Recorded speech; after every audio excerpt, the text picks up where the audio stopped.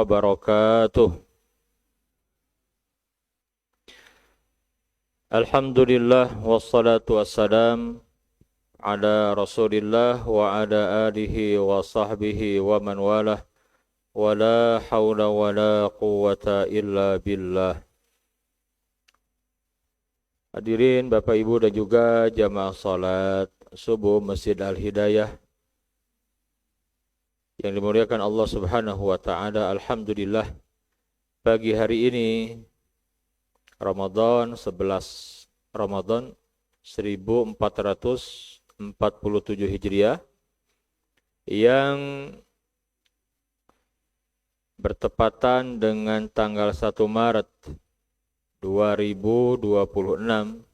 Allah Subhanahu wa taala pertemukan kita di kajian Ahad subuh, Ahad yang pertama.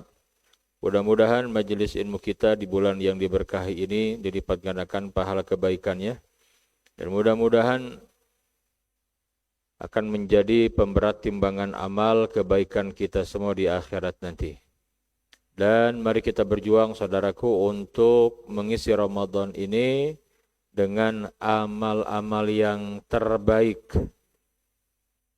Ramadan akan terus datang, namun belum tentu kita akan berjumpa dengan Ramadan berikutnya. Jika Ramadan ini Ramadan terakhir kita, pertanyaannya, sudahkah kita yakin bahwa ini adalah Ramadan yang terbaik? Nabi yang mulia itu 9 kali saja Pak mendapati Ramadan dalam hidupnya. Ya, 9 kali saja. Kalau kita kan sudah berpuluh-puluh kali Pak. Dan ada satu Ramadan di mana itu adalah Ramadan terakhir beliau. Kalau kita membaca keterangan dari para istri-istri beliau dan sahabat beliau, apa kesimpulannya? Nabi yang mulia itu memuncak ibadahnya Pak. Ya, penghambaannya kepada Allah. Dan ketika ditanya oleh Aisyah, kenapa engkau ya Rasulullah ibadahku seperti ini, padahal dosa-dosa engkau telah diampuni Allah, dosa yang telah lalu, yang sekarang dan yang akan datang. Apa jawabannya? Ya Aisyah, afala akunu abdan syakura. Aku hanya ingin menjadi hamba yang bersyukur. Ya. Maka cara mensyukuri nikmat yang Allah berikan kepada kita itu dengan meningkatkan kualitas ibadah kita, Pak. Nah, Ramadan ini tidak semua orang diberikan keistiqomahan, kemudahan untuk terus menjaga semangat ibadah. Kadang-kadang secara umum kan kebanyakan di awal saja ya semangatnya itu, Ustaz ya. Ini kan sudah masuk semifinal, Ustaz. Saya rasa sama di mana-mana. Ya, maju safnya gitu ya. Kalau di awal kan ramai sekali, Pak. Kan namanya babak penyisihan, semua boleh ikut kan. Kalau sudah mulai semifinal tuh sudah mulai sedikit. Dan nanti kita lihat di babak final, Pak. Apa itu fil ashril awakhir. Kalau kita membaca hadis, keterangan dari semua para ulama yang menyampaikan hadis itu, apa kesimpulannya, Pak? Nabi semakin semangat ketika akan memasuki akhir Ramadan. Makin semangat. Bahkan tahun di mana Nabi wafat itu, ya, i'tikafnya yang biasa 10 hari Zat menjadi 20 hari. Khatam Qur'annya yang biasa sekali 2 kali, Pak. Jibril datang 2 kali. Sedekahnya itu luar biasa. Dahsyat sekali Nabi yang mulia itu, ya. Itulah teladan buat kita, Pak, bagi siapapun yang sudah mendekati perjumpaan dengan Allah dan gerbangnya kematian. Nah, Nabi yang mulia itulah sebaik-baik teladan buat kita, bukan makin malas, bukan makin menjauh, Pak. Nabi memberikan teladan ya, puncak penghambaan gitu loh. Maka nanti kan 6 bulan setelah Ramadan itu Nabi wafat. Wafat dalam puncak penghambaan kepada Allah, karya yang terbaik. Nah, subhanallah. Mudah-mudahan kita semua diberikan kemudahan untuk istiqomah dalam amal-amal soleh. di Ramadan ini sampai kapan? Sampai akhir Ramadan, Pak. Jadilah para pemenang, ya, yang menjadi orang-orang yang bertakwa, dan semoga kalau kita semangat terus ibadah kita bertepatan dengan Lailatul Qadar, itulah yang kita minta kepada Allah Subhanahu wa taala. Allahumma rabbana taqabbal minna innaka antas samiul alim wa tub alaina innaka antat tawwabur rahim. Hadirin sekalian, kita lanjutkan kajian dari kitab At-Tazkirah Imam Al-Qurtubi sebagai sumber yang utama, Pak. Jadi saya hanya mensarikan saja, karena kalau baca kitabnya lama, Pak. Saya simpulkan di slide yang saya tampilkan ini, nanti Bapak Ibu yang punya bukunya baca perdalam lagi, gitu ya. Kenapa? Karena inilah masa depan kita. Inilah akan kita tempuh nanti, Pak. Harus punya ilmunya, harus punya ilmu. Kalau tidak punya ilmu, tidak punya pengetahuan, kita akan keliru nanti. Ya. Nah, selanjutnya setelah kita membahas pertemuan yang sebelumnya tentang alam barzakh, alam kubur, yang silahkan sekali lagi baca kitabnya, karena banyak dalil-dalil yang disampaikan oleh Imam Al-Qurtubi dalam kitab At-Tazkirah itu. Baca, silahkan. Nah, kemudian ada hari kebangkitan. Tentu hari kebangkitan ini terjadi setelah dunia ini kiamat. Kiamat besar. Hancurnya alam semesta berikut segala isinya. Dan kita beriman dengan itu. Ya, karena banyak sekali ayat-ayat Al-Quran yang menjelaskan tentang hal itu, Pak. Saya yakin Bapak Ibu di Ramadan yang berkah ini, ya, semangat juga kan interaksi dengan Al-Qur'annya. Di antaranya dengan membacanya, betul tidak? Ada yang sudah khatam Al-Qur'an, ada Pak. Karena seharinya baca 3 juz. Udah khatam, sekarang masuk hari ke-11 mulai lagi gitu. Ya, ada yang sudah khatam, ada yang mungkin karena targetnya 1 kali khatam, sekarang juz 11 targetnya. Itu kita banyak sekali membaca ayat-ayat tentang dahsyatnya hari kiamat, ya.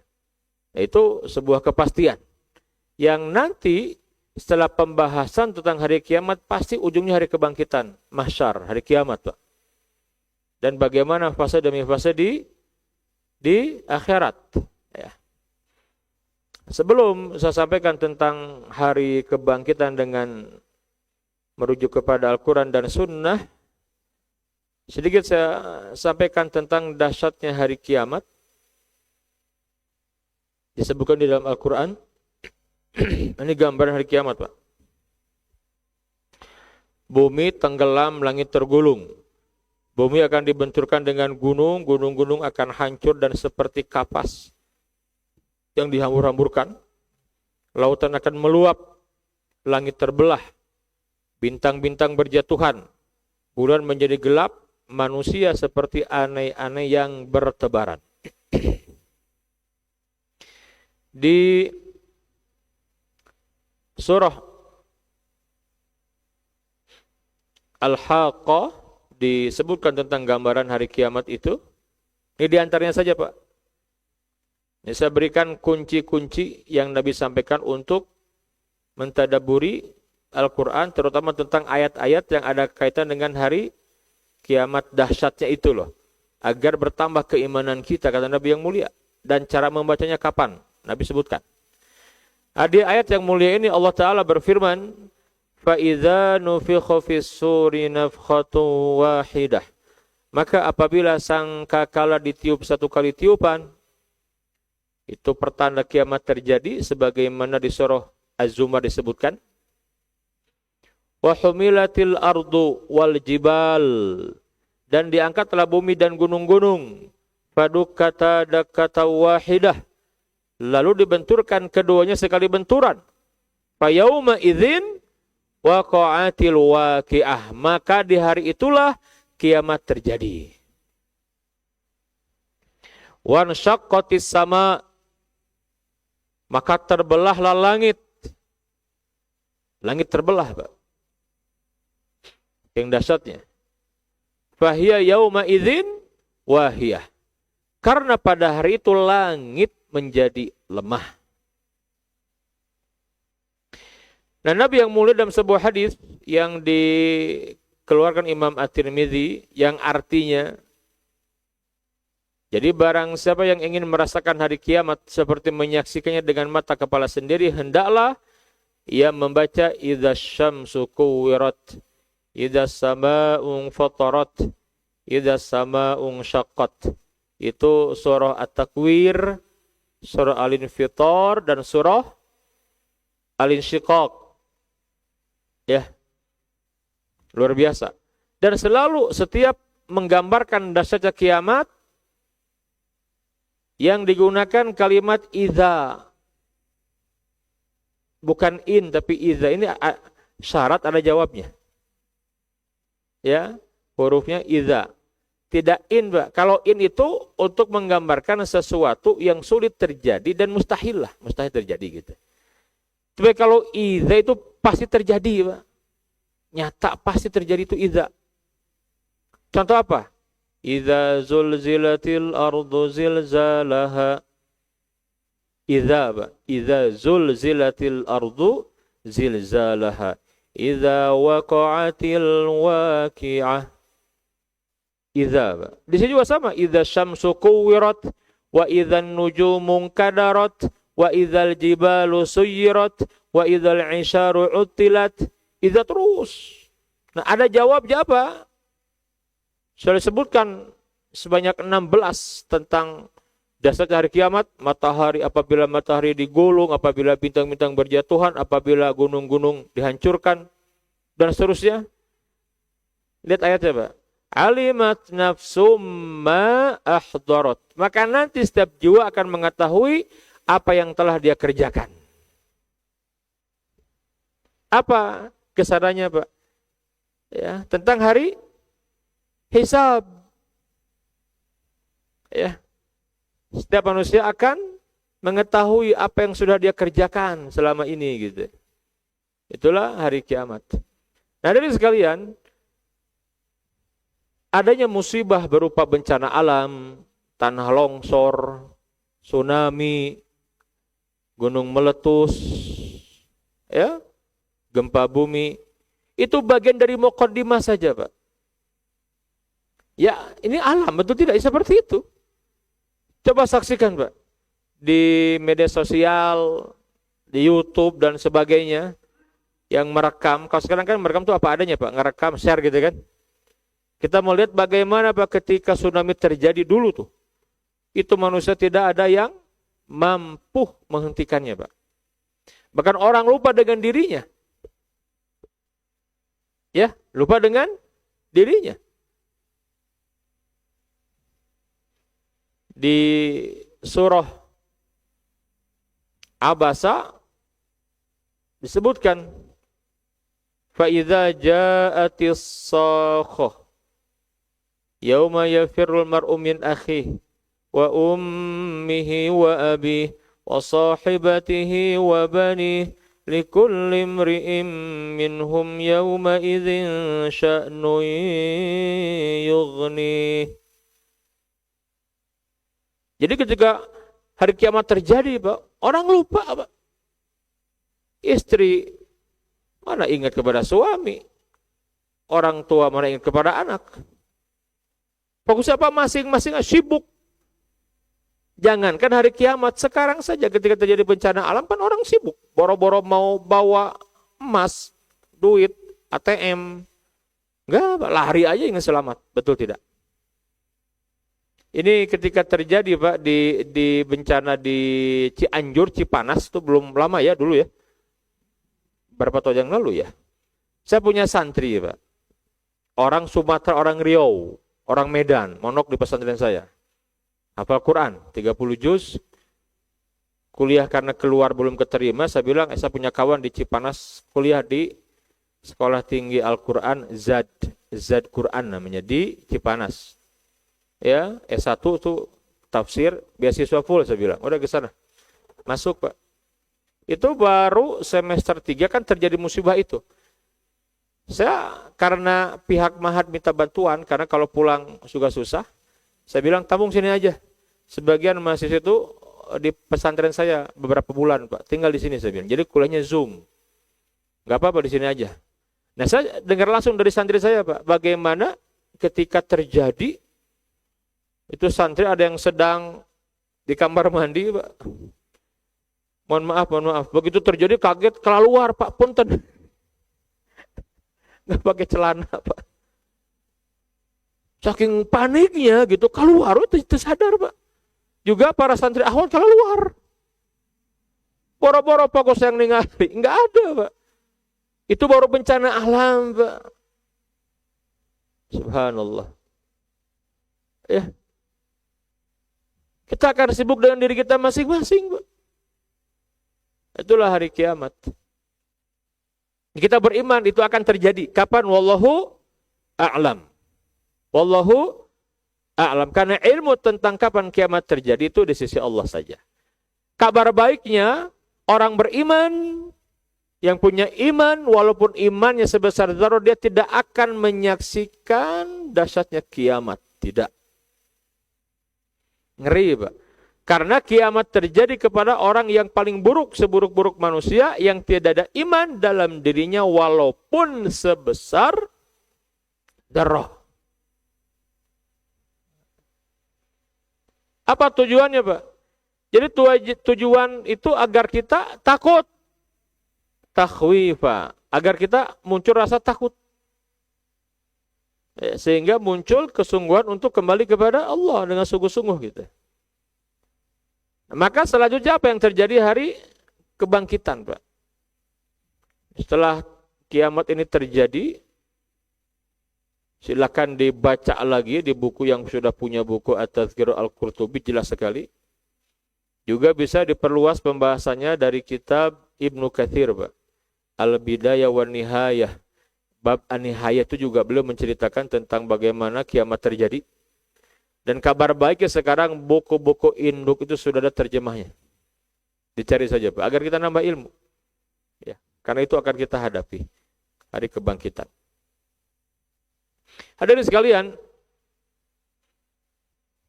kata para ulama Ahlussunnah wal Jamaah, al-ba'ats atau hari kebangkitan adalah hari dihidupkannya kembali orang-orang telah mati pada waktu As-Sur. Sur ini terjemah kita sangkakala. Memang terbatas, susah nerjemahnya apa. Sebenarnya kita bilang As-Sur gitu ya. Sangkakala, trompet malah ini yang diterjemahkan gitu. Ya. Nah, ketika Nabi Mi'raj, Pak. Ini gambarannya. Ketika Nabi Mi'raj 14 abad setengah yang lalu, Nabi Mi'raj ke atas, Nabi Mi'raj. Ya. Itu Nabi yang mulia melihat apa? Malaikat. Siapa namanya yang akan niup sur ini, Pak? Malaikat siapa? Siapa? Israfil. Itu sudah di mulutnya, Pak. Jadi tinggal nunggu saja gitu. Itu 14 abad setengah yang lalu. Kata Nabi yang mulia, aku melihat Israfil itu sudah siap meniup apa? As-Sur. Dan ketika Mi'raj juga, dunia digambarkan, kata Nabi, seperti kakek-kakek tua yang sudah bongkok. Coba, Pak. Kakek tua sudah bongkok. Awak jak-jak deui, Pak. Kamana ujungna? Maut. Itulah dunia. Makanya Nabi kita Nabi akhir zaman. Dan umat ini umat akhir zaman. Ya. Aina dalil, Pak? Banyak. Ini diantaranya saja. Kita sering membaca surah Yasin. Ya. Disebutkan di surah yang mulia ini diantaranya apa? Wa nufikhu fis-sur. Nah, jadi setiap menggambarkan dahsyatnya hari kiamat dan hari kebangkitan yang digunakan as-sur,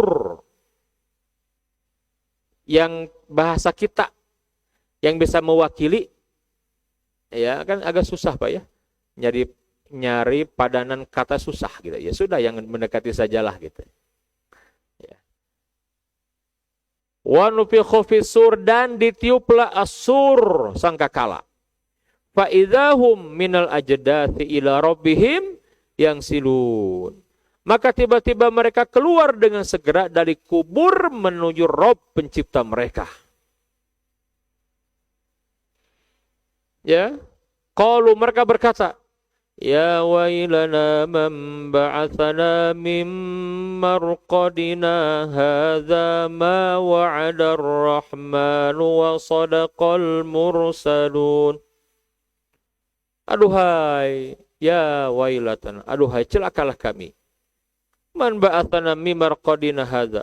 Siapa yang membangkitkan kami dari tempat tidur kami, dari kubur maksudnya. Ya. Hadza ma wa'ada ar-rahman wa sadaqal mursalun. Tapi orang mukmin berkata, inilah orang mukmin nih, inilah yang dijanjikan Allah Ar-Rahman yang Maha Pemurah. Wa sadaqal mursalun, dan benarlah para rasul yang diutus. Kan tugas rasul kan dia itu ngingetin, Pak. Ya kayak sekarang tugas para nabi rasul kan dilanjutkan para ulama, para dai ngingetin. Kayak sekarang saya ngingetin juga buat jadi pribadi dan jamaah sekalian.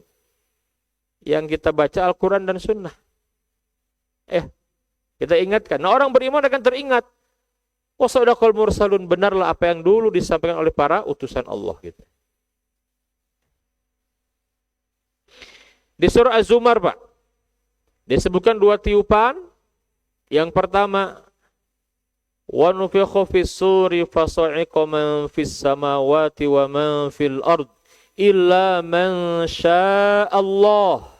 Dan ditiuplah as-sur sangkakala, maka matilah siapa yang di langit dan di bumi kecuali siapapun yang dikehendaki Allah. Tiupan pertama, Pak. Tsumma nufikha fihi ukhra. Kemudian ditiuplah sekali lagi berikutnya.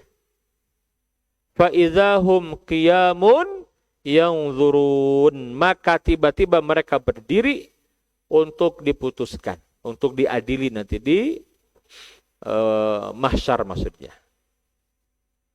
Kemudian di surah Al-Mu'minun, Pak, ketika Allah Ta'ala menjelaskan tentang penciptaan manusia dari setetes air mani menjadi alaqah, mudghah, terus sampai lahir, kecil, anak-anak gitu ya, dewasa, tua, mati. Berikutnya Allah sebutkan tsumma innakum ba'da dzalika lamayitun. Kemudian sesudah itu sesungguhnya kamu akan mati, benar-benar kamu akan mati. Tsumma innakum yaumal qiyamati tub'atsun. Kemudian sesungguhnya kamu sekalian akan dibangkitkan dari kuburmu, akan dibangkitkan kita, Pak. Ya. Nah, inilah hari di mana yauma yaqumun nasu li rabbil alamin. Itu pada hari ketika semua orang bangkit ya menghadap Allah Rabb semesta alam. Bagi Allah mudah tidak membangkitkan orang-orang yang sudah mati, yang sudah menjadi tanah? Mudah tidak, Pak? Sangat mudah. Ini dalilnya, Pak. Kama bada'na awwala khalqin nu'iduh wa'dan 'alaina kun inna kunna fa'idin. Sebagaimana kami telah memulai penciptaan pertama, begitulah kami akan mengulanginya. Ya, Allah mudah menciptakan kita dari tidak ada menjadi ada, hancur, nanti diadakan lagi. Mudah bagi Allah. Wa'dan 'alaina, itulah satu janji yang pasti kami tepati. Inna kunna fa'ilin. Sesungguhnya kamilah yang akan melaksanakannya. Ini hari kebangkitan, Pak. Jadi nanti manusia akan dibangkitkan. Bagaimana kondisi manusia dibangkitkan? Disebutkan dalam sebuah hadis. Yub'atsu kullu 'abdin 'ala ma mata 'alaihi. Setiap hamba akan dibangkitkan, dihidupkan kembali sebagaimana keadaan waktu ia mati. Apa maksudnya kata Imam Al-Qurtubi? Dia dibangkitkan tergantung kondisi matinya. Seseorang dimatikan tergantung amalannya. Kebiasaan. Jadi seseorang dimatikan di atas kebiasaannya dan dibangkitkan nanti sebagaimana matinya.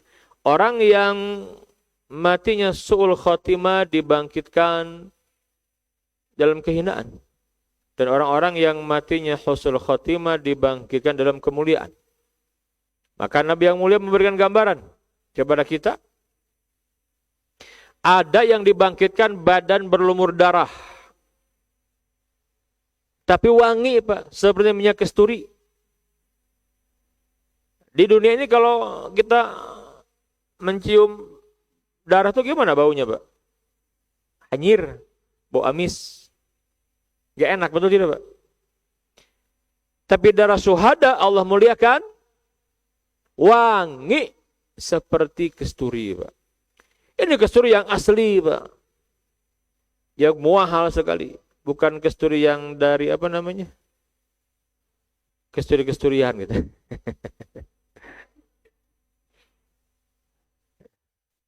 Wangi sekali Pak. Saya pernah Ustaz ini harus bernikmat saja ya. Udah lama tahun 2012 ya, batu 13. Saya waktu itu ada acara di Mekah, Pak. Daurah di kampus Jamiati Ummul Qura. Ada salah seorang dosen yang juga pengajar di Masjidil Haram. Ya, saya akrab sama beliau, Syekh Dr. Muhammad Hilal Al-Mutairi itu. Beliau itu ngasih hadiah. Kasih kotak. Karena sibuk saya nggak sempat buka Pak. Ya ini pas sudah selesai kan, daurah itu sepulang ke rumah, di Indo baru dibuka gitu ya. Kasih minyak kecil Pak segini. Kalau nggak salah 3 mili segini nih. Botolnya itu, kotaknya gede. Gini minyaknya. Saya buka Pak, waduh harum sekali Pak. Itu oud sama kasturi ya. Soalnya sedikit Zat, digini-gini. Waduh harumnya Zat. Seminggu tuh nggak habis-habis. Harumnya Pak.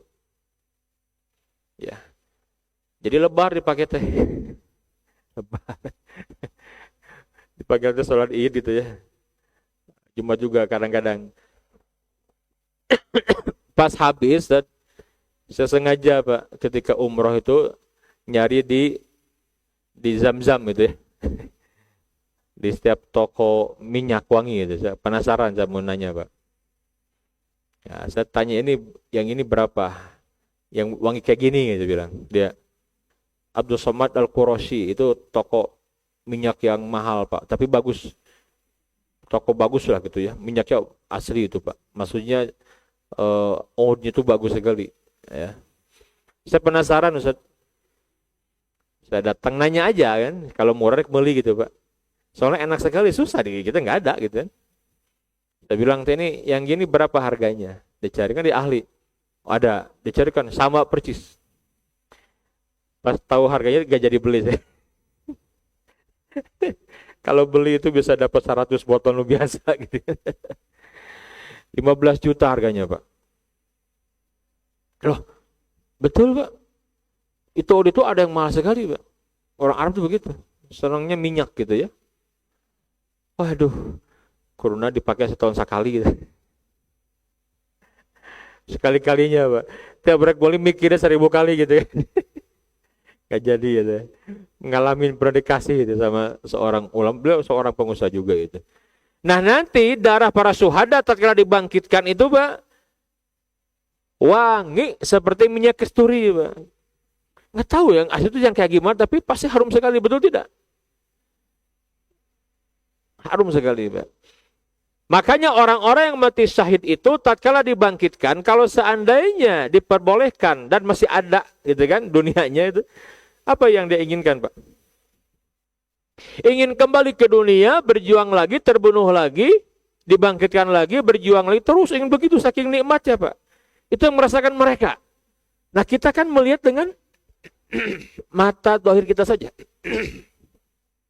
Kayak orang-orang yang syahid di Gaza itu kan, ini kurang ajar sekali Pak. Sekarang sedang panas lagi di Timur Tengah itu Pak. Ya, Israel ini memang ini biang keroknya ini Pak. Ya, yang di belakangnya Amerika gitu kan. Ramai sekarang. Sering bom lagi nih.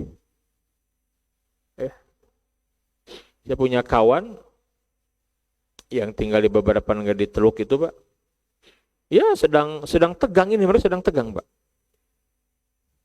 Kan? Sedang tegang sekali, subhanallah. Di bulan Ramadan, Pak ini. Tapi orang-orang Gaza, Pak, sudah biasa mereka.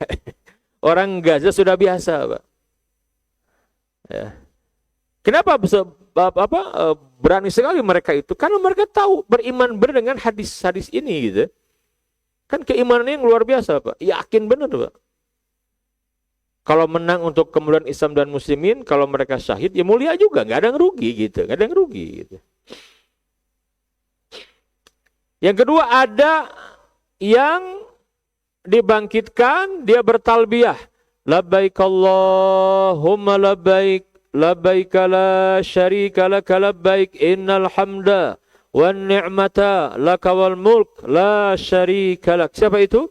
Orang-orang yang mati ketika sedang ihram, baik umroh atau haji. Artinya apa? Matinya dalam ibadah kebaikan, Pak.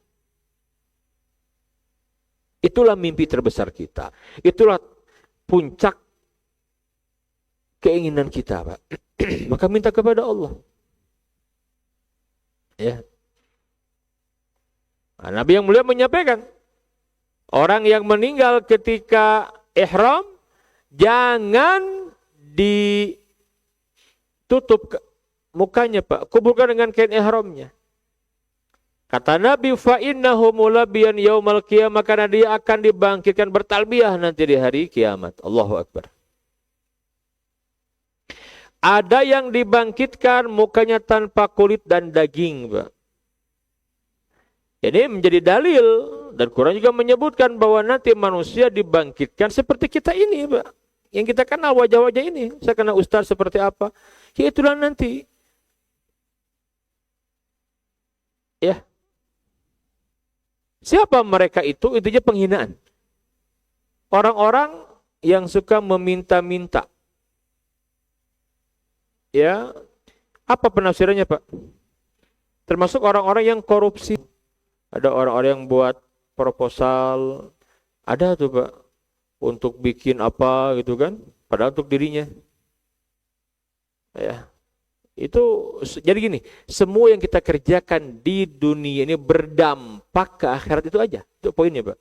Ada dampaknya, Pak. Berzina ada dampaknya nanti hukumannya. Mencuri ada dampaknya. Membunuh ada dampak, semua itu ada dampaknya, harus siap kita mempertanggungjawabkan yang kita kerjakan, kan itu intinya.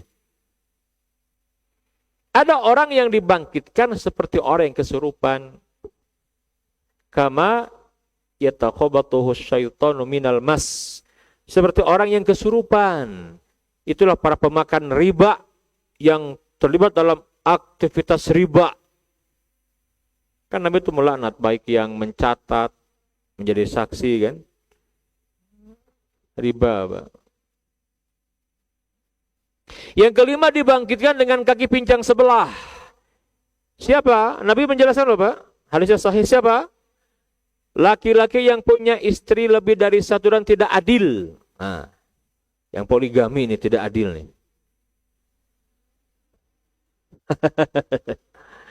Pincang jalannya nanti, Pak. Coba, yang nikah saja, yang punya istri lebih dari satu pun, kalau tidak adil, ada dampaknya di akhirat, gitu. Semua perbuatan akan berbekas nanti, gitu.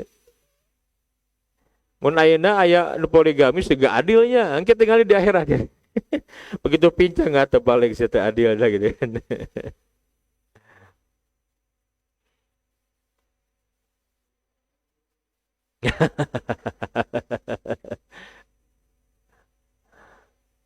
Bermacam-macam orang dibangkitkan, Pak. Semua kembali kepada kondisi matinya, gitu ya. Ini Nabi yang mulia menyebutkan, innakum mulakullahu hufatan uratan musyatan gurlan. Sesungguhnya kalian akan menjumpai Allah dalam keadaan tidak beralas kaki alias nyeker, tidak berpakaian, telanjang, berjalan kaki dan belum dikhitan. Itulah kondisi kita nanti, Pak. Itu mendengar ini, Aisyah tuh bertanya, Pak, ya Rasulullah, telanjang belum dikhitan. Ya kan wajar gitu ya. Aisyah bertanya kepada Nabi, loh nanti kita saling melihat aurat dong. Laki perempuan gitu kan. Ini Nabi sambil tersenyum, Pak. Ya Aisyah, wahai Aisyah, kamu nanti tidak akan ingat itu karena ada urusan yang akan menyibukkan kamu yang lebih dahsyat. Ya tadi jangan hari kiamat, Pak, di mahsyar. Baru bencana saja coba kita lihat tuh yang di rekaman tuh baru ada ngeriak dikit, Pak, goyang gitu kan. Wah, udah teriak-teriak, udah lari aja tuh. Keluar kabeh, Pak. Enggak akan lagi ingat harta bendanya, enggak ada. Lari semua, ya tinggalkan semua, Pak. Ya. Boro-boro yang ningali aurat, enggak ada. Ya, itu saking dahsyatnya. Bahkan di surah Al-Hajj disebutkan seperti orang yang mabuk, tapi bukan mabuk gitu. Ya. Anak-anak jadi beruban, coba anak-anak beruban, Pak. Ya, ibu-ibu yang sedang hamil tiba-tiba melahirkan tanpa dia sadar gitu. Saking dahsyatnya gitu.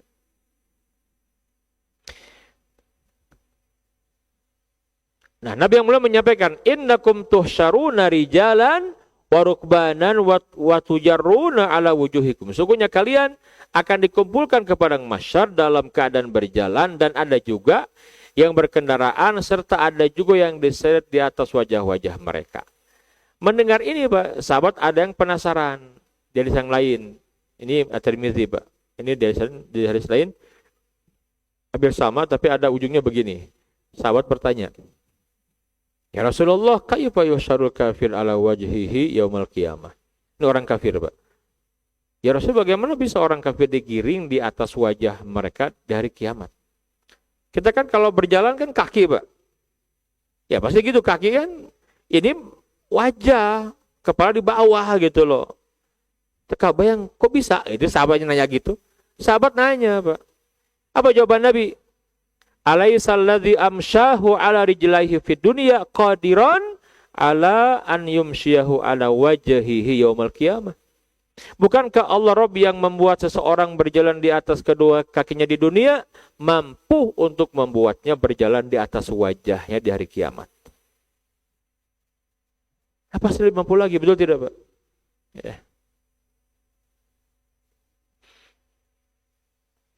Inilah hari kebangkitan, Pak.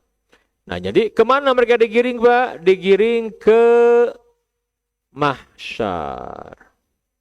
Pertanyaan, siapa orang yang pertama kali dibangkitkan? Siapa, Pak? Siapa? Siapa orang yang pertama kali dibangkitkan? Rasulullah Sallallahu Alaihi Wasallam. Dalam hadis Imam Muslim disebutkan, Ana sayyidu waladi Adam. Aku adalah sayyidnya anak Adam. Ya, yaumal qiyamah. Di hari kiamat. Wa awaluman yanshaqqu anhul qabr. Dan yang pertama kali kuburnya dibelah, maksudnya dibangkitkan. Nabi dibangkitkan, Pak. Kemudian siapa lagi? Abu Bakar, kemudian Umar, kemudian para penghuni pemakaman Baqi al-Gharqad, kemudian Ma'la yang di Mekah, baru semuanya, Pak. Ya. Nah, jadi kita akan menempuh fase itu pada waktunya, Pak. Pasti itu, Pak. Pasti itu. Ya. Nah, selanjutnya bagaimana manusia digiring ke mahsyar? Ke mahsyar, Pak. Bagaimana kondisi manusia di mahsyar? Sudah jam 6.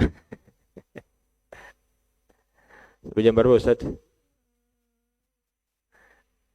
Cukup? Cukup, Ustaz ya? Nyambung lagi udah nanti ya. Oh, masih boleh? Masih ada Ramadan, insya Allah libur kan ya. Duduk sinilah, kan ke rumah juga nggak akan nasi kuning kan.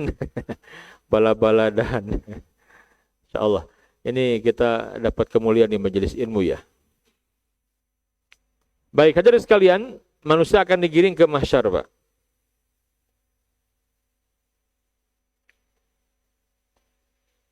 Inilah mahsyar sebagaimana disebutkan dalam beberapa hadis. Jadi sebuah tempat di akhirat, Nabi mensifati mahsyar ini rata, tidak ada yang tinggi, tidak pula ada gunung, bukit, rata, hamparan luas sekali, Pak.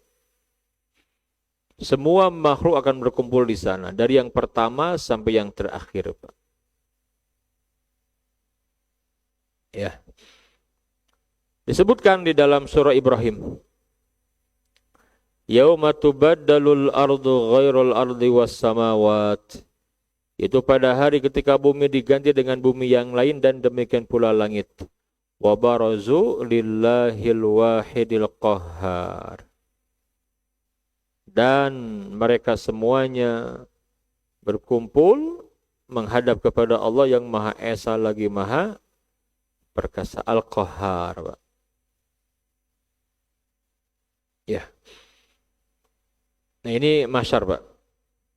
Yuhsyarun nas yaumal qiyamati ala ardin bayda afraka kursatin naqi. Manusia akan dikumpulkan pada hari kiamat di atas hamparan tanah yang putih seperti padang pasir gitu. Yang putihnya seperti bulatan roti yang datar, roti tawar kita, Pak. Ya kayak makanan orang Arab gitu kan. Itu kan mirip seperti mahsyar, Pak, seperti apa? Padang pasir gitu kan. Warnanya apa warnanya? Putih agak ke coklat-coklatan. Ya Nabi memberikan perumpamaan gitu loh. Seperti itu.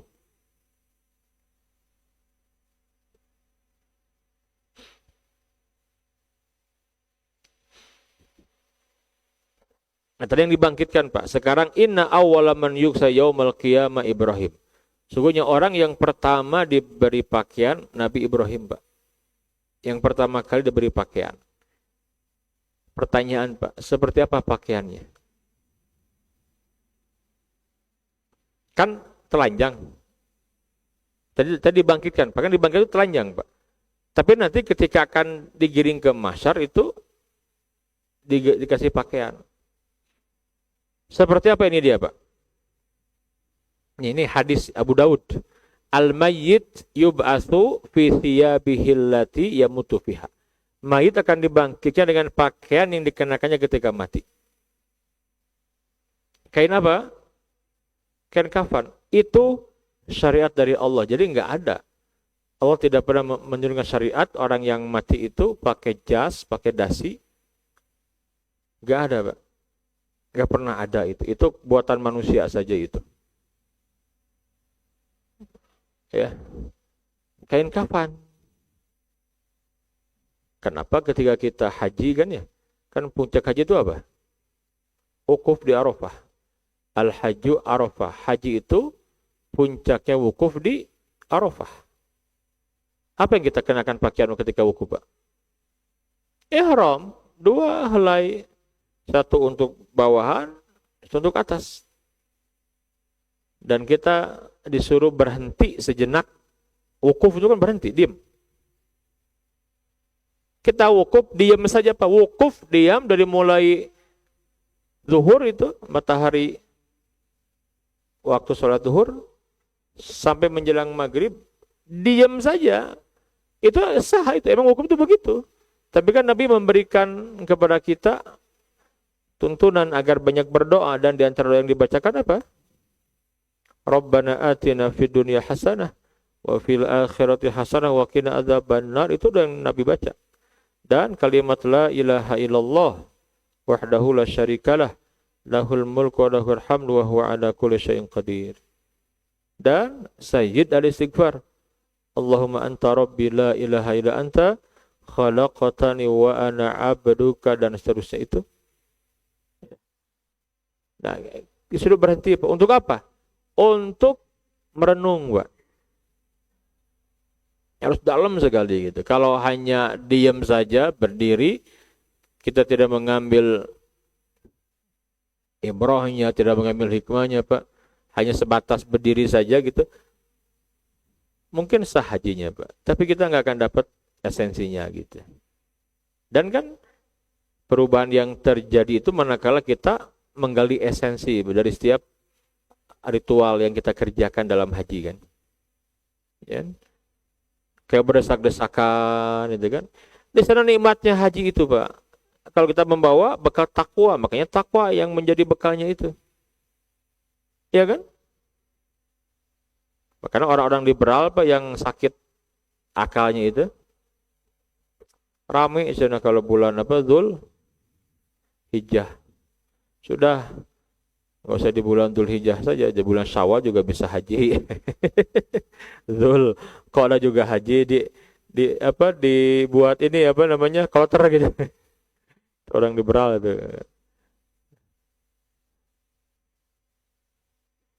Mana mungkin bisa kosong, betul tidak? Justru kan kita sedang belajar, Pak. Nanti ada kepastian. Kan ada hari kepastian di mana kita akan begitu tuh di mahsyar itu kan gitu. Orang banyak kebayang deh, Pak. Waduh. Bayangkan dari yang pertama sampai yang terakhir akan ngumpul di sana, Pak. Berapa jumlah manusia? Wallahu a'lam, hanya Allah yang tahu jumlah pastinya. Lah sekarang saja kan jumlah manusia kurang lebih sekitar 7,5 miliar, Pak. Sekarang belum yang sebelum kita, belum yang akan ada setelah kita nanti. Banyak. Coba kita pernah tidak, Pak, berdiri di sebuah tempat lapangan gitu, yang sudah haji pasti tahu. Yang belum haji mungkin kita pernah berdiri di sebuah tempat yang di sana ada ribuan, mungkin puluhan ribu, apalagi jutaan gitu. Berdesakan gitu, Pak. Nyaman tidak, Pak? Nyaman tidak? Enggak, Pak. Yang dicari apa biasanya orang kalau kumpul gitu? Panas itu kan? Tempat berteduh, Pak. Tempat berteduh. Nah, maka Nabi yang mulia menyampaikan, Tudna syamsu yaumal qiyamati minal khalqi hatta takuna minhum kamikdari mil. Pada hari kiamat matahari didekatkan jaraknya kepada makhluk hingga tinggal sejauh 1 mil aja, Pak. 1,6 kilo. Saking dekatnya, Pak. Hancur dong manusia kebakar. Kalau hancur selesai enak, Pak, beres. Enggak begitu masalahnya.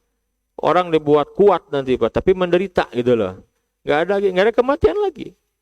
Di sebuah hadis disebutkan, ya, orang kalau sudah mati tidak akan mati lagi, Pak.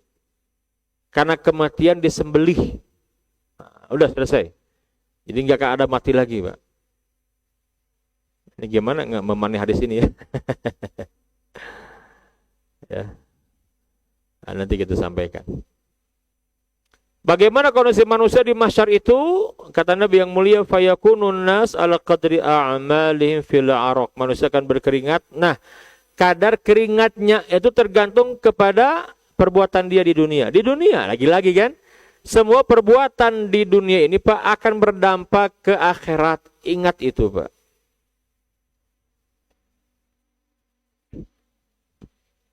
Perbuatan buruk akan ada dampaknya. Perbuatan baik juga sama. Bahkan setiap orang akan melihat. Faman ya'mal mithqala dzarratin khairan yarah. Wa man ya'mal mithqala dzarratin syarran yarah. Kata Nabi, faminhum may yakunu ila rukbati, ada yang keringatnya sampai kedua mata kaki, ada. Wa minhum may yakunu ila rukbati, dan ada yang keringatnya sampai pinggang, ada. Kedua betis.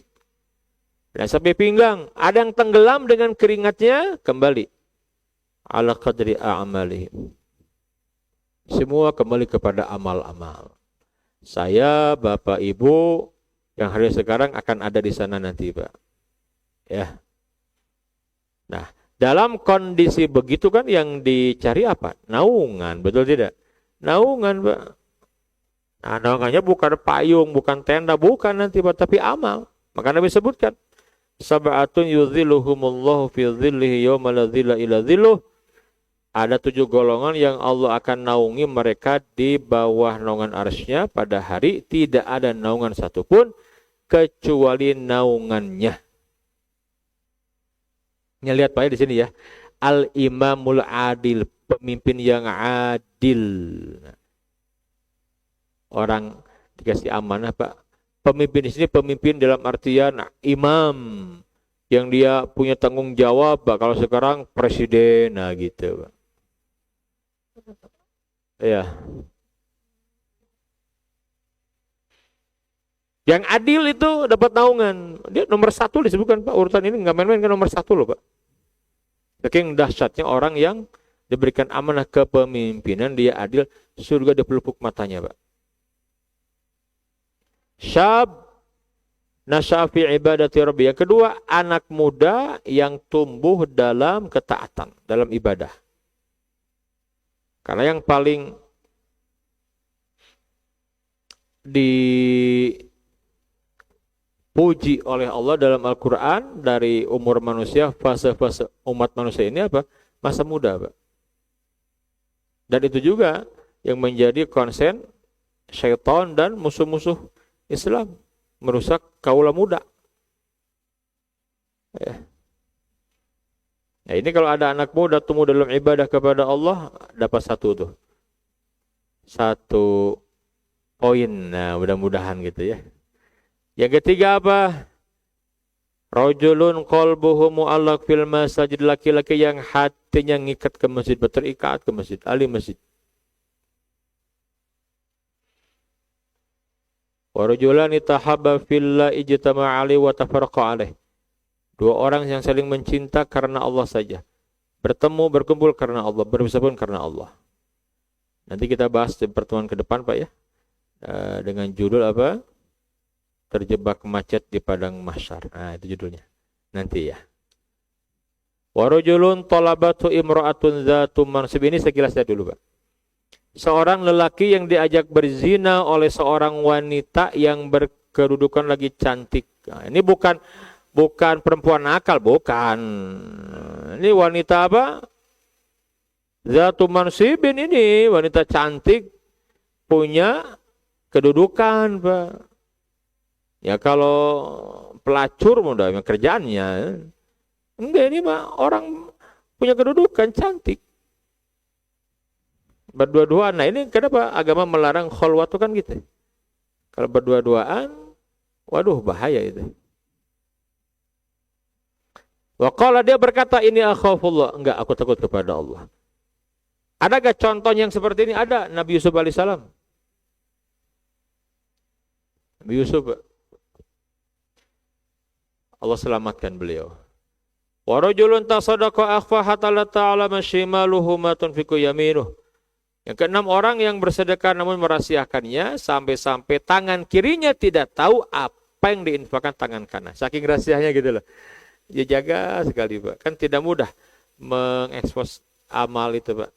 Menjaga keikhlasan tidak mudah dibalik amal yang dilihat orang gitu. Terakhir, warujulun dzakarallaha khalian fafadat ainah.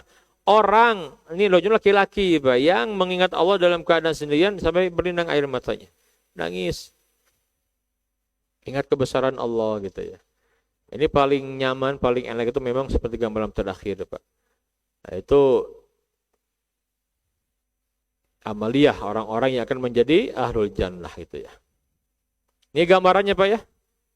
Gambarnya karena sudah jam 6 lebih ini, mohon maaf. Sudah mulai banyak yang meninggalkan majelis. Telealog juga kalau saya bertahan sampai siang ya. Baik, kita sambung di pertemuan ke depan insyaallah. Ini fokus kajian kita nanti ya tentang syafaat, hisab, pembacakan amal, mizan, telaga, al-haud. Ini kita akan bahas di kajian mahsyar ya. Baik, kalau ada pertanyaan dari jamaah sekalian satu atau dua sebelum ditutup dipersilahkan Ustaz. Mangga. Subhanakallahumma wa bihamdika asyhadu an la ilaha illa anta astaghfiruka wa atubu ilaik. Silakan Ustaz. Alhamdulillah Ustaz, jazakallahu khairan katsira. Luar biasa Pak mengenai tentang gaib. Ya, ini adalah hal yang gaib.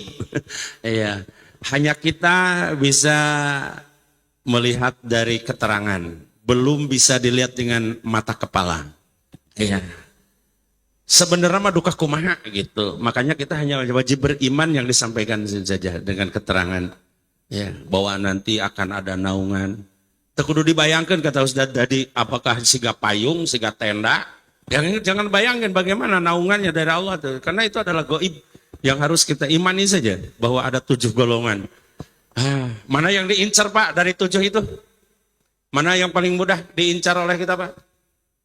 Kalau ke masjid, ma'alaqatun fil masjid masih agak berat. Ya, tapi siga nama yang paling itu teh ya, yang sangat diharapkan oleh kita adalah salah satunya, mungkin satu golongan yang sangat kita incar itu adalah mudah-mudahan ini tadi, walaupun agak berat, ma'alaqatun fil masjid. Ya, yang hatinya selalu terpait ke masjid. Nah mungkin nanti Ustadz itu dari saya itu pertanyaan dulu ya, nah, kalau nanti di jamaah. Mu'alaqatun fil masjid itu seperti apa gitu? Apakah harus jadi ketua DKM gitu? Apakah harus jadi donatur gitu? Dan sebagainya lah gitunya. Coba nanti Ustadz uraikan sedikit. Mungkin mangga dari jamaah ada, kalau saya itu sajalah dulu Ustadz. Mangga dari jamaah ada. Silakan Pak, Bu. Satu dulu dari saya Ustadz. Apakah nanti kiamat itu dialami oleh orang-orang yang beriman atau hanya untuk orang-orang yang tidak beriman? Itu aja Ustadz. Tadi sudah tadi. Cekap dua dulu. Baik. Enggak. Dua dulu ya. Bismillah, yang pertama tadi. Ya, tentang mu'alaq fil masajid. Yang pertama, para ulama menyampaikan, nanti bisa dicek di Al-Minhaj Syarah Sahih Muslim ya, Imam An-Nawawi. Jadi mu'alaq itu apa Pak? Mu'alaqon itu terikat itu, jadi dia sangat cinta dengan masjid. Ya, dia sangat cinta dengan masjid, cinta dengan ibadah di masjid. Bukan cinta ke masjid, datang ke masjid ngadon sare gitu kan. Enak, tiis itu ya. Misalkan. Tidak begitu, Pak. Tapi untuk beribadah. Karena hukum asal masjid dibangun untuk ibadah. Itu hukum asalnya, Pak. Untuk beribadah kepada Allah. Maka dia akan menjadi ahlul masjid apa? Yang memakmurkannya, Pak. Salat yang 5 waktu, itu kan yang paling utama dulu. Salat yang 5 waktu berjamaah di awal waktu, wah, itu diantara mu'alaq fil masajid. Itu aplikasinya begitu. Jadi kita menjaga benar, Pak. Adanya hadis yang Nabi menyampaikan, aku akan membakar rumah laki-laki yang dekat dengan masjid tapi tidak ke masjid gitu. Itu saking penekanannya, Pak, agar kita ini benar-benar menjadi ahlul masjid. Kan untuk Allah itu harus dipaksa dulu, Pak. Dipaksa, kalau kita sudah merasakan kenikmatannya, nikmat sekali, nanti kita akan sadar sendiri gitu. Tapi di awal kan perlu latihan. Jadi tidak langsung, nggak ada yang langsung itu, nggak ada. Orang juga soleh itu bertahap, Pak.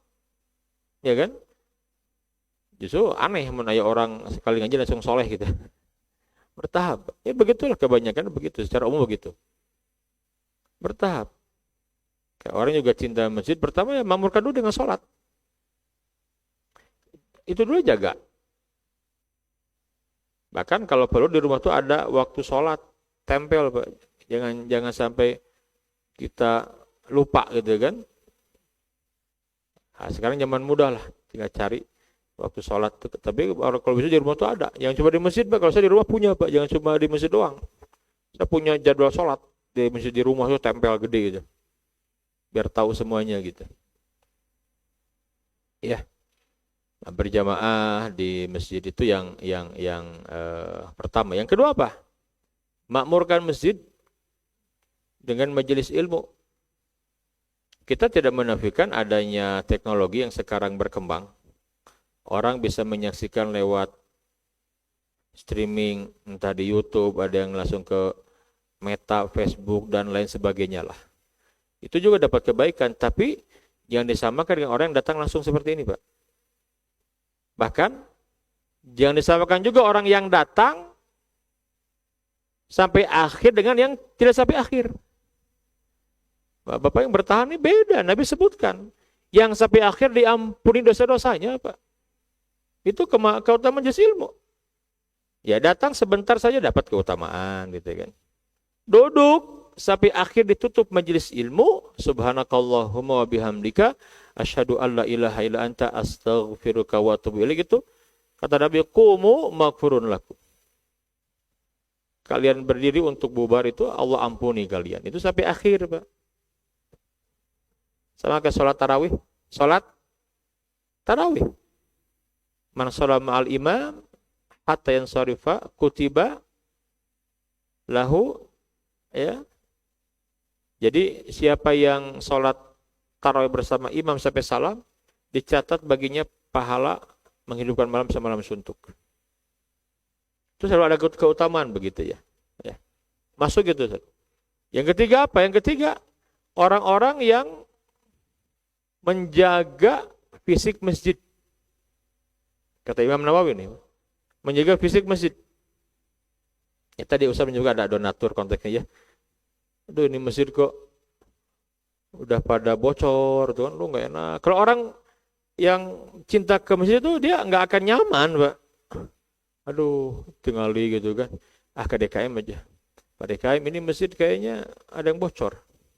Iya Pak, kita nih kekurangan dana. Coba dihitung berapa kira-kira. Nanti saya ingin berwakaf, Pak, gitu kan. Ya. Dihitung sekian juta Pak, oleh saya aja lah, bismillah. Wah, itu luar biasa Pak. Bukan dalam rangka kampanye, bukan. Muntah jadi dicokot dengan aja gitu Pak. Ayah nyumbang karpet di sebuah tempat. Wah, itu luar biasa. Ini kisah nyata Pak, di sebuah tempat. Kisah nyata. Dan saya langsung mendengar dari orang dari pengurus DKM-nya. Bahasanya PK sebelum. Aing marujit ya. Maksudnya apa? Memang kesel banget Pak. Karena ketika awal itu, ini nggak ada hubungan, nggak, ini memang saya ingin wakaf aja gitu. Menang di tempat itu, dia nggak menang di tempat itu kan nggak bisa dipaksa orang Pak. Alasan non cina eta karpet cina ada nolai memerlukan masjid lain, diambil loh Pak. Ya nggak begitu. Ya udah, ini rumah Allah. Kalau kita kenal pengurus juga amanah, bismillah. Kamar mandi, aduh kurang nih wudunya deh. Kita punya uang, bismillah. Itu bangunan fisik Pak. Ya. Yang keempat apa, termasuk orang yang gak rela kalau masjid kotor gitu. Nah, ini juga kan, tadi kan yang punya harta, sekarang kan oke, setiap kita jaga kebersihan masjid gitu. Setiap jamaah tuh punya kewajiban menjaga kebersihan masjid Pak. Jangan mengotori, jangan. Kalau setiap kita menjaga kebersihan masjid, Masya Allah itu. Dulu di zaman Nabi kan, Nabi tuh sampai menyampaikan penekanan, jangan membuang dahak di masjid gitu. Ya ingat konteks dulu Pak, dulu kan masjid itu kan enggak kayak gini. Nabi itu kan tanah. Makanya ada kisah orang Arab Badui kencing di masjid kan. Bukan kayak sekarang Masjid Nabawi mewah karpet, enggak, dulu tuh tanah, pasir aja. Jadi maksudnya apa pelajarannya nih, yang ada batas tembok yang kotak itu kan, itu masjid loh, jangan kamu kotori gitu. Oh, Nabi marah sekali Pak. Ya konteks sekarang kan masjid kan dengan kemajuan dan lain-lain sekarang kan, ya kita jaga. Jangan ngotori karpet, jangan. Kalau perlu kita ikut membersihkan. Ya, itu memakmurkan masuk Ustaz. Yang terakhir apa? Bahas problematika umat di masjid Ustaz. Karena masjid tidak hanya untuk ibadah saja, untuk membangun peradaban. Dan itu yang dilakukan oleh Rasulullah, kemudian para khulafa ar-rasyidun, Amirul Mukminin setelahnya. Dan di kita yang berupaya, di kita ada yang berupaya menghidupkan baru sebagian saja Pak. Semangat sekali. Sekarang sudah meninggal Ustadz Jazir dengan Jogo Karian. Itu masjid kecil, tapi gaungnya itu seantero Nusantara, bahkan ke luar negeri Pak. Belum menghidupkan kembali masjid sebagaimana fungsinya gitu. Mudah-mudahan perjuangan beliau sampai akhir hayatnya, semoga beliau termasuk orang yang mendapatkan ini Pak, naungan ini nih. Karena masjid itu luar biasa cintanya ke masjid Pak. Sudah meninggal beliau tapi belum meninggalkan karya yang luar biasa. Bagaimana seharusnya ngelola masjid gitu. Itu masuk juga umurkan masjid Pak. Mu'allaq fil masajid. Tapi jangan lupa, jangan mau, udah saya kusayawi di eta, sholat taragra. Kamu itu tidak termasuk. Jadi yang pokok dulu, yang ibadah yang jelas. Itu banyak yang saya paham begitu. Bapak baca syarah Sahih Muslim, namanya Al-Minhaj, karangan Imam An-Nawawi. Pak. Begitu, Allah alam bisawab. Nah, ada gini, soalnya sekarang itu ada juga yang menyampaikan gini. Jadi yang ala konfirmasi itu kan terbagi 3 saja.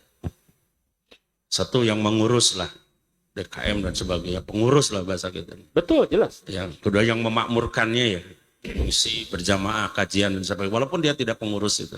Nah yang ketiga ini, walaupun tidak ke masjid, asal donatur katanya gitu. Nah ini apakah termasuk enggak termasuk melakukan masjid? Karena memang masjid sekarang itu pasti di mana-mana membutuhkan dana yang luar biasa kan, untuk pemeliharaan, lampu dan sebagainya. Iya, konteksnya kalau seseorang dia akan nyumbang masjid di manapun dipersilahkan. Sekarang zaman mudah, Pak. Kita kenal seseorang mungkin di Tasik atau di mana lah. Mungkin luar negeri juga, mungkin dia sekarang sedang ada. Bangun masjid di Amerika, di Kanada itu, di Jepang gitu ya. Masa orang sholat tunggal poe ke Jepang kan nggak mungkin gitu kan.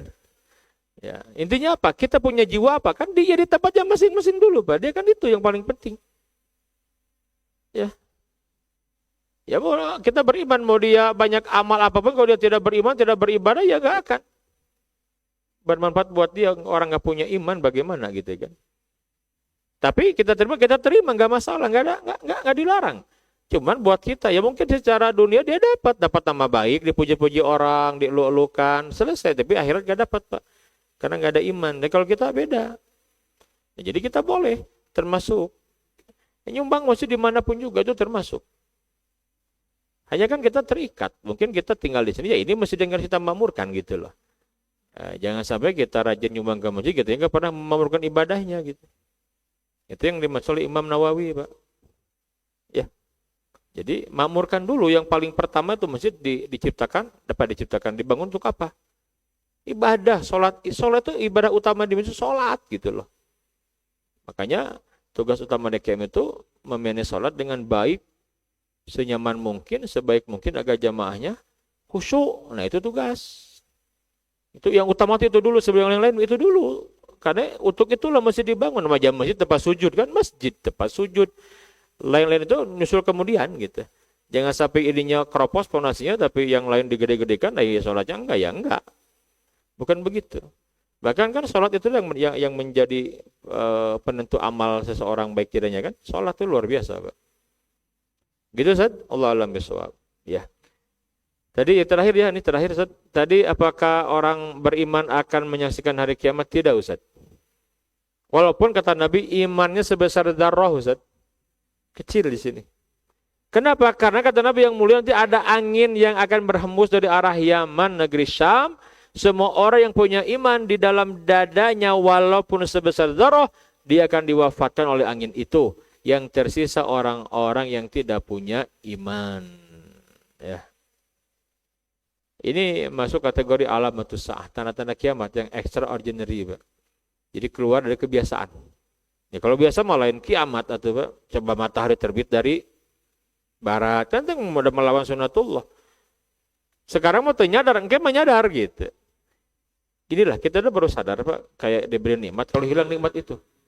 Kita kurang menyadari nikmat melihat, aduh mahal bisa. Sok sakit mata agar apa? Saya pernah merasakan, aduh, enggak. Pas hilang itu kan, pas hilang nikmat itu baru kita merasa gitu. Ya, nah kita akan seperti itu nanti, Pak. Jadi orang-orang beriman itu diberi kabar baik, tidak akan menyaksikan. Agar kiamat itu kepada orang-orang yang ingkar saja, Pak. Begitu. Puncak keingkaran gitu ya. Nah, hadirin sekalian, tapi kan ada kiamat sugro. Kematian itu kita akan berjumpa. Nah, semua pasti akan berjumpa. Nah, kalau ingin tahu dahsyat hari kiamat, kita tadabburi Quran. Nah, muqaddimahnya Allah suka berikan lewat bencana alam gitu. Nah, itu aja. Gambarnya nggak jauh gitulah gitu. Dahsyatnya jelas lebih ngeri lagi. Kan gambarnya kan laut airnya meluap. Itulah tsunami gitu kan. Ya, itu gambaran saja, Pak. Ngeri sekali itu, ngeri sekali, Pak. Gunung-gunung dihancurkan, ya gunung meletusnya juga ngeri itu bencana itu. Betul tidak? Ya, kemudian juga tanah longsor, manusia tertimbun, gempa bumi dan lain-lain. Itu semua bagian dari dari mukadimah saja. Agar manusia ingat, kan tujuannya agar manusia ingat kepada Allah, kembali kepada Allah kan itu. Kenapa Allah hadirkan musibah berupa bencana alam itu tujuan agar manusia itu sadar dan kembali kepada Allah. Karena semua kerusakan ya itu ada sebab akibat. Tapi kalau sudah terjadi kita yakin itu izin Allah gitu. Allah punya maksud agar manusia takut. Demikian Ustaz. Jadi ini kabar baik ya. Cuman kan pertanyaannya, siapa yang menjamin iman kita masih ada dalam diri kita gitu.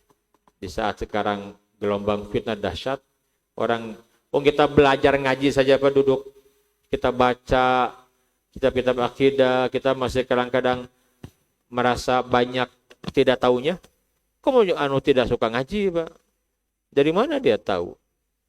Ya, maka dia akan pasti menjadi pengikut hawa nafsu yang akan tergulung oleh fitnah itu. Nah, musibah yang beratnya apa? Merasa punya iman, padahal iman sudah tidak ada. Ini yang ngeri. Jadi banyak orang murtad karena lalai, kafir tanpa sadar gitu banyak. Merasa masih punya iman, padahal kalau ditimbang dari Quran nggak ada iman. Apa iman? Nggak ada iman dalam dirinya. Allah alam bisawab. Ya, baik, Ustaz, terima kasih. Bapak-bapak masih ada? Satu atau dua pertanyaan silakan. Ada ibu-ibu? Ada Pak Ahmad. Mangga ibu-ibu ada satu? Tidak ada. Iya. Mangga Pak Ahmad. Assalamualaikum Ustaz. Waalaikumsalam warahmatullahi wabarakatuh. Saya tuh penasaran apakah orang yang tidak beriman dan sudah meninggal merasakan hari kiamat itu? Apakah dia dibangunkan dulu baru hari kiamat ataukah bagaimana? Baik. Ya, terima kasih. Saat ini terakhir sekali Saat. Terakhir ya. Sudah tutup laptop ini. Baik.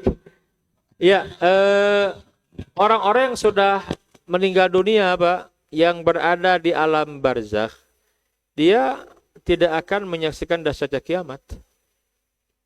Loh, orang kafir gimana? Dia ada siksa kubur. Silakan dibaca. Dalam Quran banyak sekali ayatnya, Pak. Ada, bukan banyak, ada beberapa ayat. Ya, bagaimana siksaan kubur yang diberikan kepada Fir'aun tuh, disebutkan kepada Fir'aun. Ya, di alam kubur itu. Mereka orang-orang yang akan tersiksa, Pak. Ya. Bahkan di sebuah hadis yang kita bahas pertemuan yang sebelumnya itu tentang malam pertama di alam kubur, saya sampaikan hadis yang panjang dari Al-Bara Ibn Azib. Orang yang akan menjadi penghuni neraka Pak, disiksanya di samping fisik tadi itu, dan kita beriman itu adalah Ahlussunnah, bukan Mu'tazilah. Mu'tazilah itu meyakini ruh saja yang disiksa. Kalau kita Ahlussunnah ruhan wa jasadan. Ya. Itu yang paling benar itu Pak. Karena jelas sekali dalilnya banyak sekali gitu. Nah, bagaimana mereka diazab dan melihat pemandangan neraka Pak? Mengeri lagi. Makanya kan mereka tuh nggak mau, ya Rob, la tuqimisa, ya Allah, jangan engkau datangkan kiamat, cukup. Terus saking ngerinya, Pak. Ya. Karena akan menanti mereka lebih dahsyat lagi azabnya gitu. Itu sudah menyiksa mereka.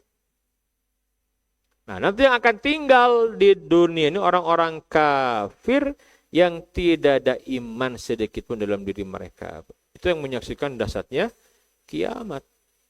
Kapan yang itu terakhir izin Allah? Allah alam siapa itu? Tapi kan kita juga nggak tahu karena dirahasiakan. Tapi bukan fokus kapan ngadaguan kiamat terjadi gitu kan? Irahanya kiamat itu datang-datang. Jangan fokusnya betul tadi Ustaz menyampaikan fokusnya apa? Kan Nabi pernah ditanya oleh sahabat Pak. Ya Rasulullah, mata sah kapan kiamat terjadi? Nabi tersenyum. Ini Arab Badu yang nanya Pak. Kata Nabi, wa madza a'datala, kamu ini nanya kapan kiamat terjadi? Sudah punya bekal apa? Nah, Nabi itu nanya bekal, Pak. Enggak ada ya Rasul katanya. Kecuali aku cinta kepada engkau dan kepada Allah dan Rasulnya. Kata Nabi, engkau akan bersama dengan orang yang engkau cintai. Ya. Nah, jadi yang di alam barzakh yang akan mendapatkan nikmat Dengan kenikmatannya orang beriman. Nikmat kubur itu ada. Orang yang akan mendapatkan azab juga mendapatkan azab kubur. Dan pemandangan neraka yang akan menjadi tempat kembalinya. Ya. Nah, jadi itu siksa buat mereka juga. Tapi hari kiamat terjadi kepada orang yang tidak ada iman.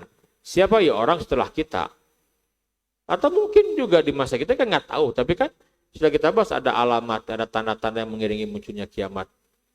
Bicara apakah masih jauh? Enggak, Quran menyebutnya. Di surah Al-Ahzab ayat 66 kalau tidak salah itu. Yas'aluna sa'anis sa'ah. Qul innama ilmuha indallah wa ma yudrika la'ala sa'ata takunu qariba. Manusia bertanya kepada engkau wahai Muhammad tentang kapan kiamat terjadi. Katakan pengetahuan tentang kiamat terjadi itu di sisi Allah. Tapi ya wa ma yudrika. Jangan-jangan kiamat sudah dekat. Nah, gitu, Pak. La'ala sa'ata takunu qariba sudah dekat. Dekat di sini kan relatif. Ya, tentu buat kita lebih dekat lagi. Wong Nabi saja 14 abad setengah yang lalu menyampaikan sudah dekat. Dan kita yang sudah hidup setelah Nabi wafat kan udah lama itu makin dekat. Cuman kapannya kita nggak tahu gitu. Maka yang diperintahkan apa? Bukan ngeraguan kiamat. Kita mengkaji tanda-tanda kiamat kemarin banyak sekali. Sekarang dasar kiamat. Agar kita mempersiapkan diri aja, Pak. Ini penutup, Pak, ya. Kan Nabi menyampaikan. Orang yang cerdas itu yang banyak ingat mati. Dan mempersiapkan bekal terbaik. Itu kan gitu. Selalu begitu Nabi itu. Ya. Aktaruhum lil mauti dzikra wa ahsanuhum lima ba'dahu isti'dadan. Banyak ingat mati. Dan paling serius mempersiapkan bekal. Itu yang Nabi ingatkan. Itu penekannya persiapan bekal itu yang paling penting gitu. Allah alam bisawab. Gitu, Pak. Ustaz, terima kasih. Mudah-mudahan tidak puas. Jadi untuk nanti karena ini memang subhanallah luar biasa. Namanya juga iman ya. Al-iman al-ghaib ya. Yu'minuna bil ghaib. Ya memang semuanya ghaib. Cuman Allah sudah memberikan jalan-jalan kepada kita. Contohnya kayak kita kepada yang ghaib itu ciri orang bertakwa itu percaya. Dia percaya ada kenikmatan nikmat kubur, siksa kubur dan sebagainya. Nah, makanya di dalam sholat, setiap sholat mau wajib atau sunat, Allahumma inni a'udzubika min adabil kubri, ya minta dijauhkan oleh Allah dari azab kubur. Baik Ustaz, karena ya mungkin kalau kita kaji satu persatu saja yang namanya alam ini yang harus akan lewati. Tapi secara garis besar dulu Ustaz sudah sampaikan ya bahwa perjalanan kehidupan manusia itu harus melalui beberapa fase, fase rahim, fase alam ruh, fase rahim, fase dunia, fase alam kubur atau barzah, fase mahsyar dan fase akhirat. Ya, wah subhanallah. Ini kalau saja ini mah seandainya gitu ya. Satu fase setelah dunia ini kita punya 100 tahun saja. Ya. Ini mas saya dikubur 100 tahun atau di mahsyar nanti masuk dibangkitan ke mahsyar 100 tahun. Nanti waktu hisab dan sirat 100 tahun. Kira-kira perlu waktu berapa ratus tahun, Pak? Iya, sampai di sana itu. Waktu yang sangat-sangat panjang. Iya, sangat panjang. Makanya pantas kalau dunia itu kolil. Cuman segini dunia tuh. Cuman sedikit gitu. Iya.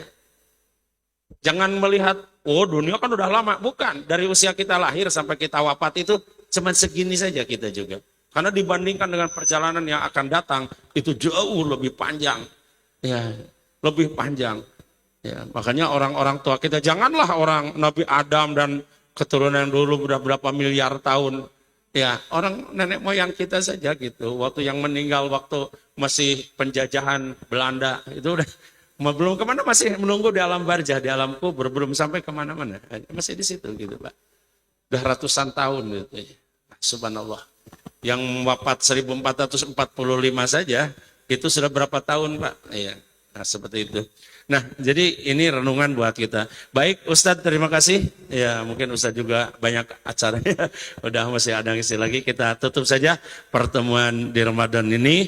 Ustadz, mungkin ya walaupun masih jauh-jauh, karena mungkin Ustadz nanti ketemu lagi bulan Syawal ya tadi. Iya, di bulan Ramadan, maka kami terlebih dahulu dari DKM dan jamaah pengajian ini, dari setiap itu mungkin Ustaz selamat untuk beridul fitri nanti, walaupun belum, ya mudah-mudahan maafkan kita semuanya karena mungkin belum tidak. Ya mudah-mudahan sih bisa ketemu lagi gitu kan, bisa ketemu kembali di Ramadan, entahkah Ustaz nanti imam tarawih dan sebagainya gitu kan, dan sebagainya dalam kesempatan lain. Namun sebelumnya kami haturkan terima kasih sebanyak-banyaknya kepada Ustaz yang sudah turut serta dalam memakmurkan masjid dan membimbing kami di DKM Masjid Al-Hidayah dengan beserta jamaah. Semoga jadi kebaikan buat kita semua, insyaallah, amin. Baik, kita tutup saja para jamaah, insyaallah kita ketemu lagi di pekan depan untuk diisi dengan hal yang lain dalam sirah nabawiyah insyaallah. Demikian kita tutup bersama, alhamdulillahirabbil alamin, subhanakallahumma bihamdika asyhadu an la ilaha illa anta astaghfiruka wa atubu ilaik. Wassalamualaikum warahmatullahi